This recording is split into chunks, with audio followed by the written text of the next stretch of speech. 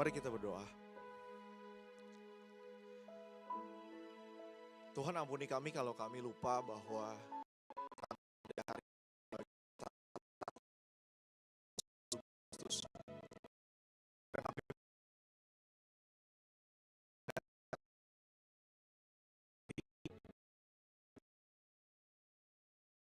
lupa untuk mengasihi, untuk peduli, untuk bisa bersama-sama berbagi terhadap orang-orang yang ada di sekitar kami. Saat ini, pagi hari ini kami datang ke hadapan-Mu dengan segala kerendahan hati, memohon supaya Tuhan yang sekali lagi boleh berbicara kepada setiap kami. Kami rindu kembali diingatkan, setiap kami adalah satu tubuh Kristus yang Engkau kasihi dan mau Engkau pakai untuk bisa menjadi saluran berkat Tuhan bagi dunia ini. Dan pakailah hamba-Mu yang penuh dengan keterbatasan ini supaya boleh menyampaikan firman-Mu dengan bahasa yang mudah dimengerti. Kami sambut firman-Mu dengan penuh ucapan syukur hanya di dalam nama Tuhan kami Yesus Kristus Juru Selamat kami yang hidup. Mari setiap kita yang percaya katakan, amin. Silakan duduk, servers.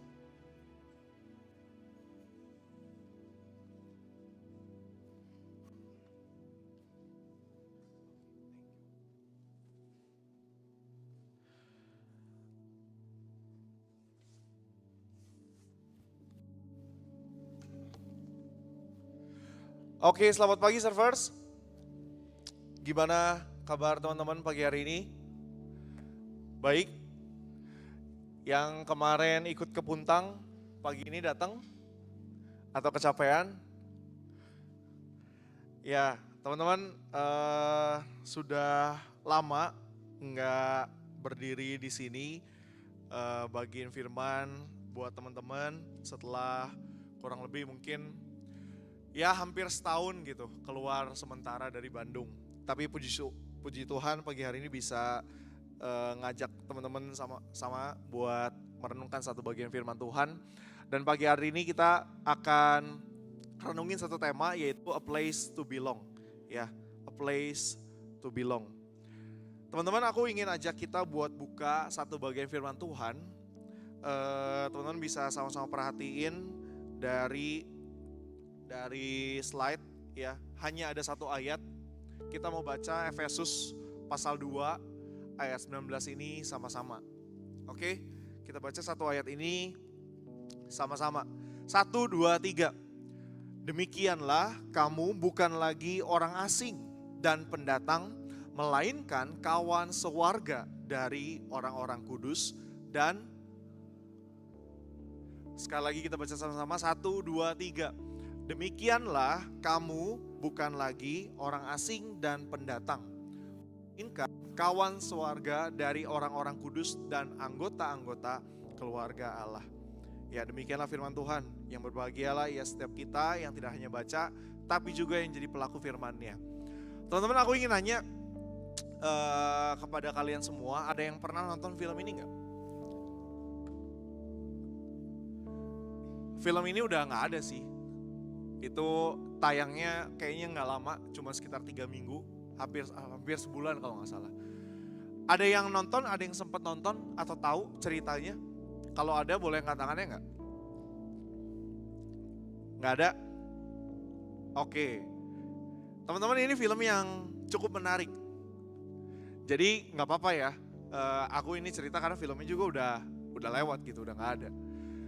Film ini tuh premisnya begini, ada seorang pemuda yang namanya Gema. Gema ini orangnya introvert, bisa dibilang kayak susah buat bergaul gitu. Susah buat bergaul, temennya gak banyak. Temennya dia mungkin cuman foto masa kecilnya di rumahnya, karena dia suka berhayal, suka berhayal dan suka ngobrol sendiri gitu. Baik dalam dirinya, dalam hatinya, mungkin kayak suka bergumam sendiri. Nah, singkat ceritanya gini teman-teman, satu hari, jadi dia tuh udah lulus kuliah, dia kerja di satu tempat agensi marketing gitu. Nah, satu hari ada sebuah kabar mengejutkan, di mana papahnya itu meninggal. Papah dari Gema ini meninggal. Dan teman-teman, ketika di tempat kerja, dia juga gak punya teman, dia datang dan pergi, orang gak ada yang tahu gitu, gak peduli. Kalau makan jam makan siang sendiri gitu. Kalau pulang kerja semua sendiri. Tapi di momen ketika papahnya meninggal, teman-teman kantornya langsung, "Gem, turut berduka ya. Gem, nanti siang mau makan apa? Yuk kita temenin." Jadi itu berlangsung selama hampir 1 minggu. Dia merasa diperhatikan, dia merasa, wah akhirnya ngerasain yang namanya punya temen. Akhirnya ngerasain yang namanya makan bareng sama temen. Ngerasain rasanya dirangkul sama temen. Yang sebelumnya dia gak pernah dapat itu sebelumnya. Sampai satu kali teman-teman, setelah 1 minggu masa berdukanya Gema, dia merasa balik lagi kehidupan sebelumnya balik lagi. Dia makan sendirian, pulang kantor gak ada yang peduli, dan berlangsung sedemikian lama gitu. Sampai pada akhirnya dia mikir gini, masa sih harus ada yang meninggal lagi? Masa sih harus ada yang meninggal lagi ya? Supaya gue bisa diperhatiin, supaya gue bisa diterima, supaya gue bisa dapat perhatian yang gue pengen.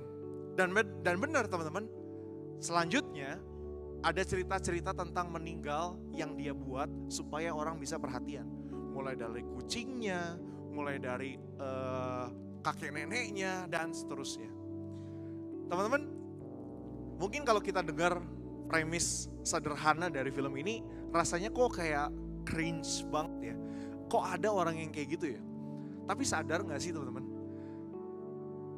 Setiap kita tuh bisa jadi orang yang seperti Gema, yang rela buat melakukan suatu effort demi kita bisa merasa diterima.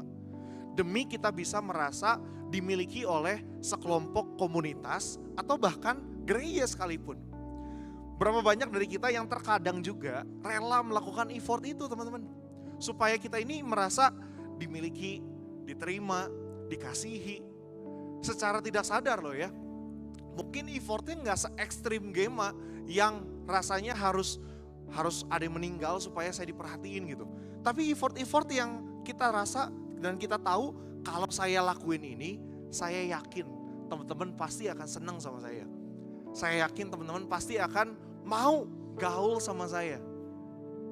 Dan teman-teman, ini bukan pertanyaan yang ingin aku ajak buat teman-teman refleksiin hari ini.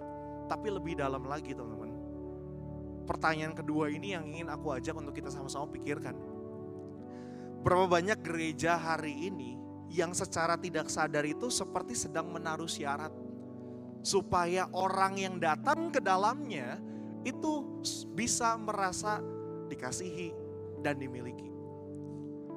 Secara nggak sadar gereja bisa berlaku demikian teman-teman. Ketika kita ngelihat ada orang baru datang gitu ya, masuk ke ibadah kita, terus kita ngelihat ini siapa yang nggak kenal gitu.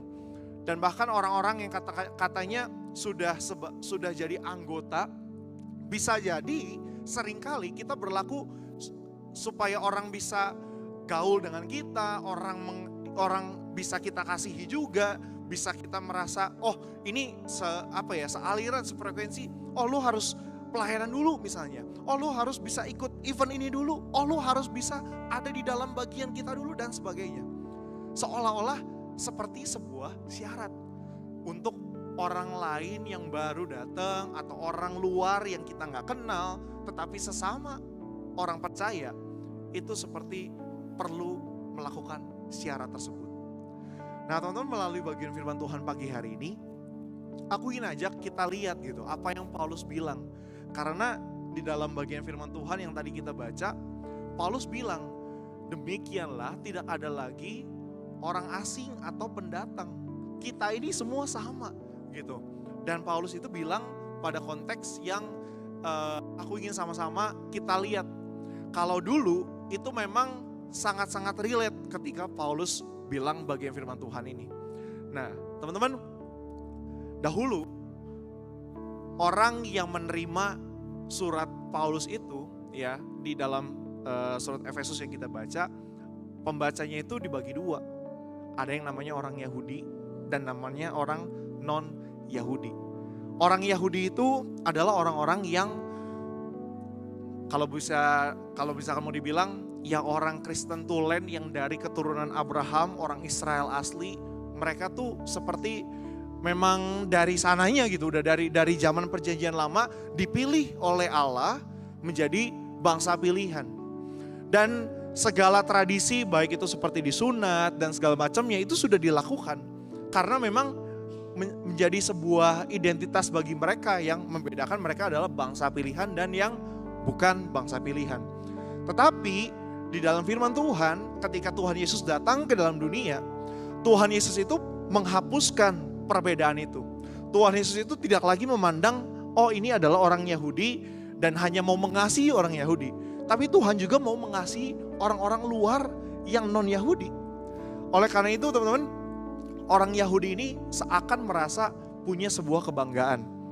Nih, gua orang percaya asli, orang Kristen tulen yang kayak punya keturunan kalau sekarang bilangnya punya darah biru gitu, punya keturunan bangsawan. Nah, mereka berpikir atau mereka merasa seperti itu. Dan mereka memandang diri mereka lebih baik, lebih tinggi daripada orang-orang yang non-Yahudi. Orang-orang non-Yahudi ada banyak. Ada orang Yunani, ya, dan orang-orang lainnya yang memang bukan keturunan asli dari Abraham. Dan inilah teman-teman yang menjadikan pada saat itu ketika Paulus bilang bagian firman Tuhan ini, Paulus ingin ngajak mereka ini nggak ngelihat lagi, kalian itu tuh udah nggak diklasifikasiin lagi, udah nggak dibeda-bedain lagi. Kalian semua yang percaya sama Tuhan Yesus, yang menerima Tuhan Yesus sebagai Tuhan dan Juru Selamat, itu sama-sama ditebus, sama-sama dikasihi, dan sama-sama telah diangkat menjadi yang namanya anak-anak Allah.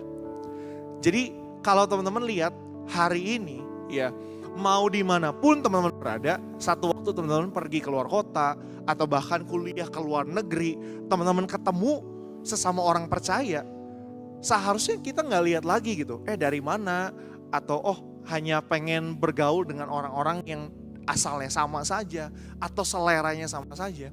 Tapi kita perlu ingat bahwa kita ini semuanya sama, yaitu anak-anak Allah. Coba bilang ke kiri kanannya, kamu anak-anak Allah. Lu anak-anak Allah, bro. Jangan lupa kita semua ini anak-anak Allah. Jangan kita menjadi orang-orang yang suka membeda-bedakan latar belakang kita. Oh enggak, gue ini orang yang misalnya asal sekolahnya dari sini gitu. Oh gue ini asal keluarganya latar belakangnya dari sini. Sehingga kita membatasi diri kita untuk melihat sesama orang percaya sebagai sesama tubuh Kristus. Nah, teman-teman, kita lihat ayat ini. Ya. Di sini dikatakan ada kata sewarga yang menunjukkan memang kita ini nggak lagi berbeda. Ya, jadi nggak ada lagi orang Yahudi, non-Yahudi. Kita ini statusnya sama. Statusnya adalah anggota keluarga Allah. Nah, teman-teman, sebagai anggota keluarga Allah, ada dua hal yang aku ingin ajak kita lihat. Karena ini bukan hanya sekedar sebuah status. Ini bukan hanya sekedar sebuah status, tapi ini menunjukkan bagaimana relasi kita seharusnya berjalan dengan sesama anggota keluarga Allah. Teman-teman, yang pertama, seperti yang tadi aku udah bilang, keanggotaan ini menunjukkan yang namanya kesamaan status. Kesamaan status. Kita bilang sama-sama kesamaan status 1, 2, 3. Kesamaan status. Dulu ketika Paulus bilang bagian firman Tuhan ini, status kewarganegaraan pada saat itu tuh begitu penting. Dan negara yang menjadi sebuah kebanggaan itu ketika orang-orang yang punya berkebangsaan atau berkewarganegaraan Roma, orang-orang Romawi. Kenapa? Karena orang-orang Romawi itu pada saat itu sedang berkuasa. Jadi yang punya kartu identitas, nggak ada sih kartu identitas, maksudnya yang punya status atau kewarganegaraan orang Romawi itu pasti punya rasa bangga dan bahkan punya privilege-privilege tertentu yang membedakan dengan orang-orang lainnya. Sebagai contoh sederhana, teman-teman ada yang tahu nggak? Paspor negara kita itu urutan keberapa? Kita nih warga negara Indonesia ya teman-teman. Aku ingin kasih tahu, kalau kita mau keluar negeri, itu tuh kita kan ada negara-negara tertentu yang kita mudah untuk aksesnya. Tapi ada negara-negara tertentu yang kita tuh perlu apply yang namanya visa. Dan paspor negara kita, negara Indonesia, itu tuh bukan paspor yang 10 besar, 50 besar. Paspor negara kita tuh paspor yang urutannya ke 64. Ada yang tahu nggak nomor satunya siapa? Apa? Ada yang tahu urutan paspor negara nomor 1 di dunia yang paling kuat paspornya? Apa? Apa? USA. Jepang. Siapa? Singapura. Nomor 1 itu Singapura teman-teman. Singapura itu hampir 200 negara dia bisa akses dengan mudah. Sedangkan Indonesia itu nggak nyampe 100. Kalau nggak salah tuh hanya 70 sekian. Aku lupa jumlah tepatnya. Tapi itulah yang menjadi kekuatan dan kebanggaan orang di zaman itu. Ketika saya ini jadi warga orang Romawi, saya bangga. Dan kalau kita aplikasiin atau mungkin kita ambil konteks zaman sekarang, mungkin orang-orang Singapura bisa berbangga diri. Aduh, masa mau keluar negeri aja susah sih harus apply visa. Nah, itulah yang terjadi karena ada sebuah perbedaan. Dan teman-teman, ketika Paulus mengatakan firman ini, ya, perbedaan itu seharusnya tidak lagi kita lihat. Kenapa? Karena kewarganegaraan kita itu hanya satu, yaitu keluarga negaraan kerajaan Allah. Dan inilah yang menjadi status kita semua anak-anak Allah. Kita ini setelah kita menyelesaikan hidup di dunia ini, kita akan kembali kepada tempat di mana Tuhan telah menyediakannya, yaitu di dalam kerajaan Allah. Dan seharusnya kita gak membeda-bedakan antara sesama orang percaya karena status ini. Bahkan kalau kita mau lihat seperti yang tadi aku bilang, seringkali memang kita gak membeda-bedakan, oh saya berasal dari mana, atau mungkin kita punya status tersendiri. Tapi seringkali kita membeda-bedakan di dalam kehidupan kita saat kita bergereja. Kita hanya mau bergaul dengan satu lingkup grup pelayanan misalnya, atau grup yang kita biasa main misalnya. Dan seringkali teman-teman, ketika kita mengkotak-kotakan, ya, secara tidak sadar kita itu sedang menganggap lingkungan kita atau circle kita atau grup di mana kita berada itu bisa jadi lebih baik daripada grup-grup yang lainnya. Dan ini yang Paulus ingin bilang supaya kita tidak lagi membedakan hal itu. Dan yang kedua bicara tentang kedalaman relasi. Teman-teman, kedalaman relasi ini bicara dalam konteks relasi sebagai anggota keluarga Allah. Teman-teman pernah dengar gak sebuah frasa yang bilang blood is thicker than water? Blood is thicker than water. Teman-teman, frasa ini, istilah ini, itu pengen ngasih tahu kalau ya relasi yang yang berasal dari darah, artinya yang sekeluarga itu lebih kuat daripada relasi yang nggak di dalam keluarga begitu. Artinya relasi yang kita kenal di luar keluarga itu rasanya relasinya yang yang memang kuat bisa dibilang, tapi tidak akan sekuat relasi keluarga. Karena kita ini dalam satu keturunan, misalnya bisa disebut begitu. Nah teman-teman, ketika kita bicara kedalaman relasi kita sebagai anggota tubuh Kristus, apakah hari ini kita bisa mengatakan saya sama-sama mengasihi, saya sama-sama peduli, dan saya sama-sama mau rela berkorban kepada siapapun yang adalah anggota tubuh Kristus? Atau jangan-jangan kita tuh masih terkotak-kotakan seperti yang tadi aku bilang, enggak kok aku cuman pengen peduli, aku cuman pengen sayang misalnya, aku cuma pengen berkorban hanya untuk teman-teman yang ada satu grup sama aku, yang satu grup WA, yang satu gereja bahkan. Kita gak peduli lagi dengan orang-orang percaya yang ada di luar sana misalnya. Teman-teman, kalau kita punya perasaan seperti itu, maka sesungguhnya kita sedang tidak memiliki kedalaman relasi sebagai satu anggota tubuh Kristus.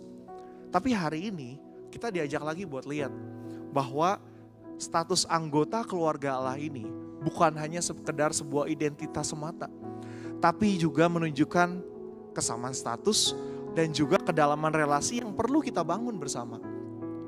Dan yang paling sederhana, yang paling bisa menjadi titik untuk kita mulai adalah di dalam gereja di mana kita berada. Mari kita baca kalimat ini sama-sama teman-teman. 1, 2, 3. The church is not a building we go to or an event we attend. The church is family living life together on mission. Teman-teman, kalau kita lupa bahwa identitas kita itu hanya bicara sebatas identitas, maka gereja hanya akan menjadi sebuah tempat yang kita datangi setiap minggu, atau mungkin sebuah event yang memang kita mau ikut. Kalau eventnya kurang oke, acaranya kurang oke, kita memilih untuk gak ikut. Tapi kalau kita tahu bahwa anggota keluarga Allah itu bicara tentang status di mana kita disamakan, artinya kita sama-sama diangkat menjadi anak-anak Allah, tidak ada lagi perbedaan. Bahkan kita juga menjadi satu keluarga di mana kanan kiri teman-teman itu adalah saudara kalian di dalam Tuhan. Maka kita akan menyadari gereja itu adalah keluarga. Keluarga untuk kita bertumbuh sama-sama. Keluarga untuk kita bisa menjalankan misi Allah bersama-sama. Tapi kenyataannya kita sulit melihat gambaran ini, bukan? Kenapa? Karena kita melihat gereja itu gak sempurna kok. Mau dimanapun gereja itu selalu aja ada konfliknya. Mungkin teman-teman hari ini ada di sini sudah mengalami 1, 2 atau segudang konflik gitu. Tapi teman-teman masih memilih untuk duduk di bangku hari ini dan mendengarkan firman Tuhan sebagai apa ya? Mungkin sebagai bentuk ketaatan teman-teman kepada Tuhan. Dan teman-teman gak lihat lagi kiri kanan teman-teman siapa, teman-teman udah gak peduli. Yang penting saya taat sama Tuhan, ya udah, that's all matters. Yang lainnya udah gak usah mikirin. Karena memang faktanya gereja itu ya gak ada sempurna. Nah, teman-teman, aku pun sebagai anggota GKI Anugerah, aku bisa bilang bahwa ya betul, gereja kita bukanlah gereja yang sempurna. Dan apa yang ingin kita sama-sama renungkan pagi hari ini, kembali ingin mengajak, menegur, dan juga menuntun setiap kita kepada sebuah gambaran yang Tuhan telah tetapkan sejak semula. Bahwa setiap kita di tengah segala ketidaksempurnaan dipanggil bersama-sama menjadi anggota bagian tubuh Kristus yang punya perannya masing-masing. Dan terlepas dari setiap peran yang Tuhan berikan buat setiap kita, Tuhan pengen untuk kita menjalani itu bersama-sama sebagai keluarga Allah. Teman-teman, ada yang pernah atau tahu konten One Day or Day One? Kalau teman-teman lihat di Reels atau di TikTok atau dimanapun ya, teman-teman, aku ingin bagiin sedikit perjalanan selama aku bertumbuh di dalam gereja ini. Ini adalah foto waktu jadi pengurus periode 2016 sampai 2018. Foto ini diambil setelah raker tahun 2017. Di rumah, tahulah teman-teman, mungkin sebagian tahu rumah siapa. Ya, di rumah Ciwowong. Orang-orang yang ada di foto ini, sebagian masih ada, sebagian masih melayani. Tapi sebagian juga ada yang sudah nggak ada di Bandung, ada yang sudah mungkin pindah gereja juga, ada yang sudah nggak tahu masih melayani atau tidak. Teman-teman, kalau aku mau lihat perjalanan selama aku ada di gereja ini, tentu aku melihat merasa bahwa ya memang pada perjalanannya gereja ini bukanlah gereja yang sempurna. Aku pun mengalami yang namanya kekecewaan, baik itu kepada pemimpin, baik itu kepada sesama rekan komsel, ataupun bahkan sama orang yang terdekat gitu, yang temen di mana aku dekat. Tapi teman-teman, di momen ini, ketika aku jadi pengurus di tahun 2016 sampai 18, aku bisa menyadari bahwa di tengah segala ketidaksempurnaan gereja ini, aku memilih untuk menjadi anggota bagian yang mau terus berperan untuk melakukan apa yang Tuhan inginkan melalui gereja Tuhan di tempat ini. Karena aku yakin setiap panggilan yang Tuhan berikan mungkin akan berbeda-beda pada tiap gereja. Tapi di sini Tuhan menitipkan panggilan untuk secara khusus untuk Wave ya, untuk melayani generasi. Dan itu adalah panggilan yang pada akhirnya akan terus-menerus diestafetkan gitu. Diestafetkan kepada orang-orang yang mungkin akan silih berganti.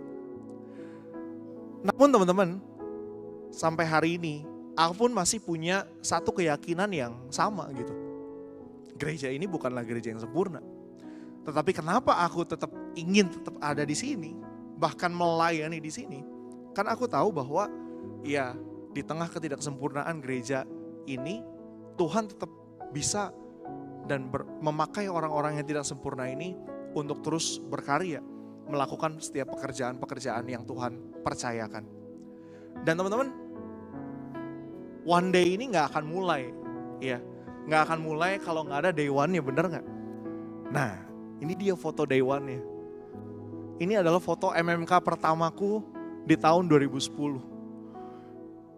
Tanggal 15-16 Mei 2010. Ini udah lebih artefak lagi ini kayaknya.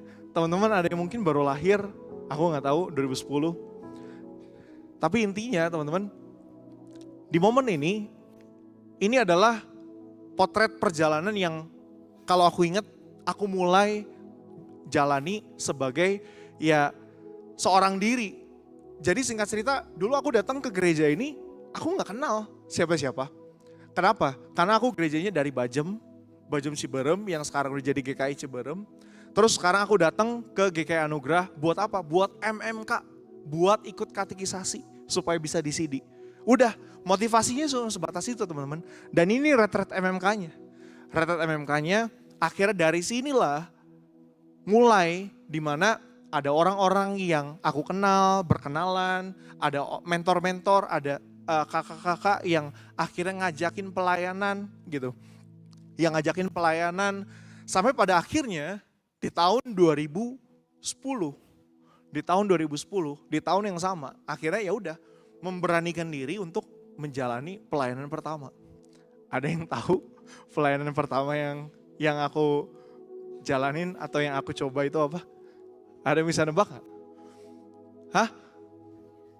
Asyir? Salah. Apa? Apa? Singer? Enggak. Bukan. Apa? Teman-teman 2010 ada Natal namanya Dance with the Wolves. Itu Natalnya kayak festival gitulah. Banyak kostum segala macam.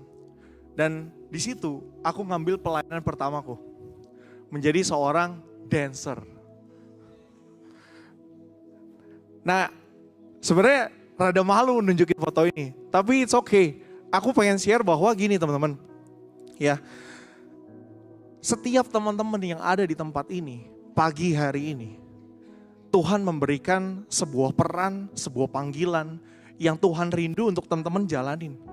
Dan teman-teman gak diajak atau diminta untuk menjalani itu seorang diri. Teman-teman diajak dan dipanggil untuk menjalani panggilan itu bersama-sama dengan sesama anggota tubuh Kristus. Nah, ini kebetulan ada orangnya juga nih di sini. Kirain di foto ini nggak ada orangnya, tapi ada. Gak apa-apa lah ya. Nah, ini fotonya nggak gitu apa ya? Memang bukan pada saat lagi DC, tapi intinya gini. Di sini ada Komsel yang pakai baju hitam dengan istrinya. Nah, aku pakai baju emas di belakangnya itu baju kostum dance-nya gitu. Terus ada Ciwong juga ternyata. Nah, dari kemarin ya, aku ngeliatin nyari kenapa nggak ada ya? Penasaran gitu, penasaran mana ya? Ada nggak ya fotonya ya? Bikin PPT ini tuh bukan lama gara-gara bikin desainnya, nyari fotonya teman-teman, nyari fotonya yang udah 15 tahun lamanya. Dan teman-teman, aku ingin ajak untuk kita lihat bahwa memang ya kalau kita melihat komunitas di mana kita berada hari ini, pasti aja, selalu aja ada hal-hal yang membuat kita tuh gerah, membuat kita tuh gelisah, membuat kita bahkan kecewa karena segala ketidaksempurnaan yang ada. Tapi teman-teman, mari kita lihat bahwa panggilan yang Tuhan berikan itu bagi setiap kita bukanlah sebuah panggilan untuk kita jalani sendiri, tapi panggilan untuk melihat bahwa kita adalah satu anggota keluarga Allah. Dan gimana kita bisa menjalani panggilan itu dengan sebuah hati yang damai, dengan sebuah keyakinan, bahkan dengan sebuah pengharapan. Teman-teman, aku ingin bagiin 3 hal praktis yang bisa teman-teman belajar untuk lakukan. Yang pertama, mari kita belajar menerima apa adanya setiap orang yang kita temui. Karena kita diterima terlebih dahulu secara apa adanya oleh Tuhan kita. Kalau kita gak bisa menerima apa adanya sesama kita, maka kita gak akan pernah bisa punya kesamaan status yang kita lihat, atau bahkan kedalaman relasi yang mau kita bangun. Karena kita gak pernah bisa menerima mereka sebagaimana mereka ada. Kita perlu menyadari bahwa setiap kita, teman-teman yang ada di kiri kanan kalian, itu adalah orang yang gak sempurna. Oleh karena itu kita perlu belajar yang pertama kali adalah menerima mereka apa adanya. Tetapi gak berhenti di situ teman-teman. Ya, gak berhenti di situ. Yang kedua, kita perlu belajar menghargai setiap perbedaan yang ada, agar setiap perbedaan yang kita temukan itu menjadi sebuah perbedaan yang enggak menjadi sesuatu yang yang kita hindari. Justru memang kita lihat karena kita ini berbeda, maka inilah yang menjadi keunikan dan keberagaman dalam satu tubuh Kristus. Paulus di dalam 1 Korintus 12 bilang, ya kita ini beda-beda perannya. Memang beda. Bukan sengaja dibeda. Bukan Tuhan pengen sengaja bukan Tuhan itu gak pengen kita sama. Karena memang ya kita ini diciptakan berbeda-beda dan punya peran beda-beda. Paulus gambarin seperti satu tubuh Kristus, di mana ada kepala, ada tangan, ada jari. Teman-teman bayangin, dalam setiap perbedaan yang ada di tubuh kita ini, misalnya ketika teman-teman jalan gak pakai sepatu, teman-teman nginjek sesuatu yang tajam, apakah tubuh yang lainnya, anggota tubuh yang lainnya akan merasa ya udah gak kerasa apa-apa, biasa aja? Secara refleks, tubuh yang sehat pasti akan bereaksi satu tubuh. Mulai dari kepala, merasakan ada sinyal sakit dari kaki, kemudian mungkin badan kita langsung jongkok. Ini kenapa nih kaki saya? Mata kita mau lihat, tangan kita mau ngecek juga. Nah teman-teman, bukankah seharusnya seperti itu? Kita juga berada atau membangun tubuh Kristus di mana kita berada. Dengan kita bisa belajar menerima apa adanya dan menghargai setiap perbedaan, maka kita juga bisa belajar untuk mengasihi di tengah perbedaan yang ada. Dan sekali lagi, Tuhan memang menerima kita apa adanya, tetapi Tuhan gak pengen kita seadanya. Oleh karena itu, spirit yang perlu kita miliki juga adalah kita perlu saling mendorong supaya sesama tubuh Kristus, kiri kanan kita, depan belakang kita, itu bisa sama-sama bertumbuh. Inilah yang Tuhan rindukan untuk kita hadir sebagai gerejanya. Kita gak cuma sekedar hadir mengisi kursi-kursi yang ada setiap minggunya, tetapi Tuhan rindu di dalam setiap persekutuan, di dalam setiap hal yang kita lakukan di dalamnya, kita bisa terus bertumbuh dan mengerjakan misi Tuhan bagi dunia ini. Sekali lagi teman-teman, kita perlu ingat, kita gak pernah dipanggil untuk sendirian. Kita dipanggil menjadi satu anggota keluarga Allah. Dan mari kita melihat identitas ini sebagai identitas di mana kita bisa bersama-sama membangun tubuh Kristus. Di tengah segala ketidaksempurnaan, marilah kita membangun melalui peran yang kita miliki, melalui segala hal yang kita mampu lakukan, karena di dalamnya Tuhanlah yang akan menyempurnakan segala pekerjaan kita. Dan aku ingin tutup firman Tuhan pada pagi hari ini dengan satu ayat. Mari kita baca ayat ini sama-sama. Dari Roma 5 ayat 2 dan Roma 12 ayat 5. 1, 2, 3. Walaupun banyak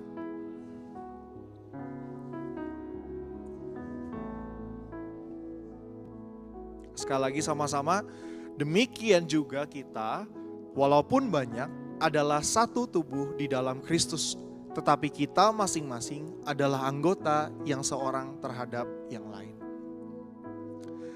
Teman-teman, dimanapun kalian berada, ya, kemanapun kalian nantinya akan pergi, mungkin setelah kalian selesai SMP atau SMA, kalian akan pergi meninggalkan tempat ini, kalian keluar negeri, keluar kota, kemanapun kalian berada. Ingatlah bahwa identitas kita adalah sebagai satu anggota keluarga Allah. Kemanapun kita pergi, ketika teman-teman menemukan komunitas yang baru, lihatlah mereka sebagai satu anggota keluarga Allah juga. Ketika misalnya teman-teman kembali ke sini pun, kita pun akan sesama melihat kita ini anggota keluarga yang mungkin sudah lama tidak terlihat, yang mungkin sudah lama kita gak ketemu. Seperti lagu yang selalu diputar di awal ibadah kita, lagu yang selalu berkata, "Wave is our home." Karena inilah rumah setiap kita, rumah teman-teman. Mau teman-teman hari ini baru menjadi perjalanan yang adalah hari pertama kalian, oh kok aku hari ini baru join, aku gak tahu apa-apa, gak kenal siapa-siapa. Tapi aku berharap ada one day di mana teman-teman bisa merasa, bisa menemukan bahwa inilah komunitas yang teman-teman bisa bertumbuh di dalamnya. Oleh karena itu marilah kita bisa bersama-sama punya semangat yang mau menerima sesama kita apa adanya, menghargai setiap perbedaan, dan bahkan kita rindu untuk terus bertumbuh bersama-sama. Mari kita tundukkan kepala kita dan kita berdoa.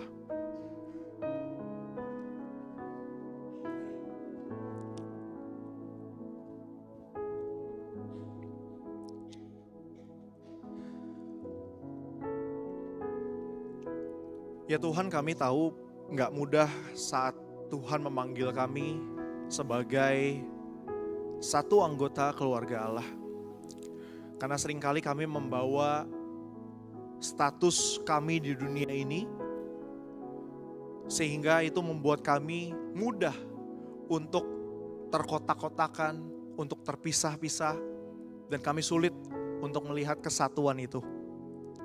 Pagi hari ini kami anak-anakmu datang dengan segala kerendahan hati memohon supaya Tuhan yang terus membentuk kami, Tuhan yang terus mempersatukan kami dalam segala kelemahan, dalam segala ketidaksempurnaan. Biarlah kami bisa menjalani setiap panggilan Tuhan yang Kau berikan dengan semangat untuk terus membangun tubuh Kristus yang Tuhan telah panggil. Ya Tuhan, biarlah kami pun boleh dengan setia mau membangun itu, supaya kemanapun kami pergi, kami pun bisa menyatakan kasih Tuhan. Kemanapun Tuhan mengutus kami bisa terus berkarya bagi Tuhan. Karena kami tahu, dimanapun itu, kami semua adalah satu anggota keluarga Allah. Dan biarlah tempat di mana kami berada hari ini, yaitu di Wave Youth Ministry, bisa menjadi tempat untuk kami bertumbuh, tempat kami bernaung, dan bahkan tempat untuk kami bisa memanggilnya sebagai rumah kedua kami. Kami bersyukur untuk firman yang Tuhan boleh nyatakan, dan mampukanlah kami anak-anak-Mu bisa terus menjadi pelaku-pelaku firman dalam setiap kehidupan kami. Di dalam nama Tuhan kami Yesus Kristus, kami berdoa dan mengucap syukur. Amin.